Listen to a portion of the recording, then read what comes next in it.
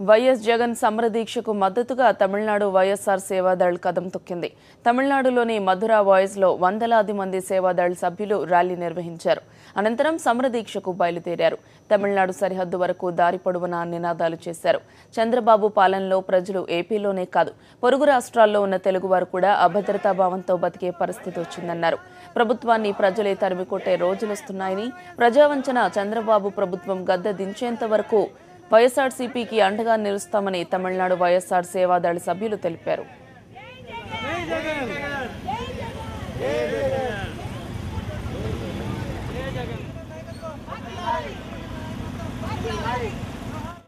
జగనన్న సమర దీక్షకు మద్దతుగా ఇక్కడ ఒక ర్యాలీ చేపట్టాము.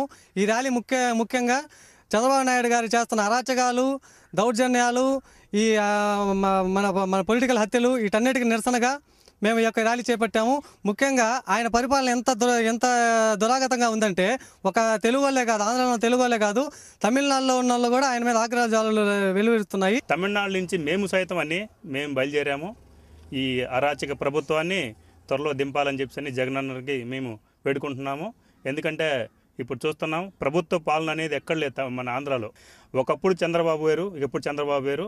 ఇప్పుడు చంద్రబాబు గారు ధనబాబు అని చెప్పి పేరు పెట్టారు అందరు ఊర్లో, పల్లెటూరులో. ధనబాబు అంటే ఆయన పేరు. ధనబాబు ఏంటంటే ఈ రైతుల పొలాలు తీసుకొని రైతుల పొలాలని వాళ్ళనే నువ్వెవరని చెప్పి అడుగుతున్నాడు ఆయన. అంటే వీళ్ళ బాబు సొమ్ము అనుకుంటున్నాడు. రైతుల పొలాలంటే ఏమన్నా, రైతులంటే ఏమనుకుంటున్నారు?